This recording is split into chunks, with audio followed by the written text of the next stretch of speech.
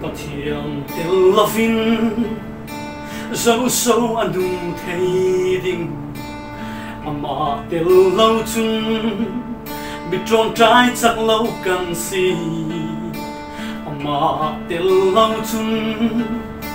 so so e in thei ding khrin nun lam tuana nun akim thei lo Pathian tel lo chung riêng man lo me kan si Pathian tel lo chung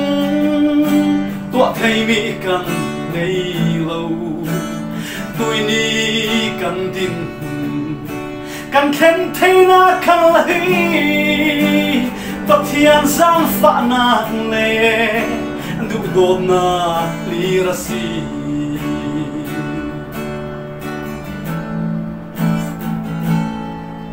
Siang parang rau bibi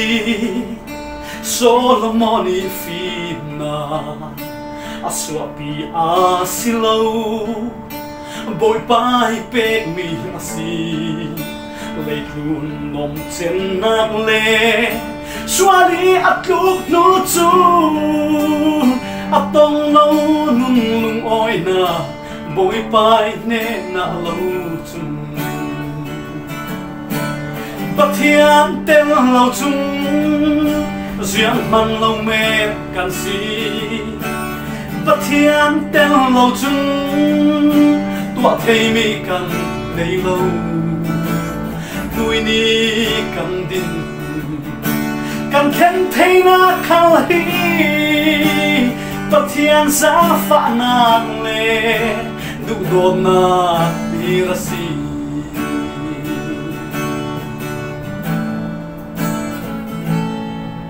Solomoni temple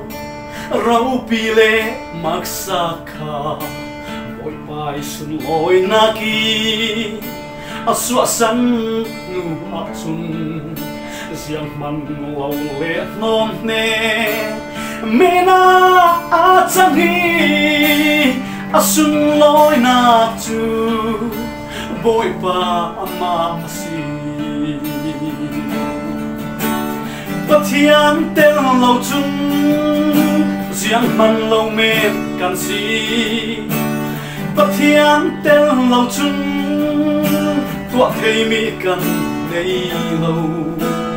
tui ni kan din kan khen thei na khal hi Pathian sa fa na le du do na ni ra si Pathian tel lo chung riêng man lo me kan si Pathian tel lo chung tua thei mi kan nei lo tui ni kan din kan khen thei na khal hi Pathian sa fa na le du do na ni ra si tui ni kan din kan khen thei na khal hi Pathian sa fa na le du do na ni ra si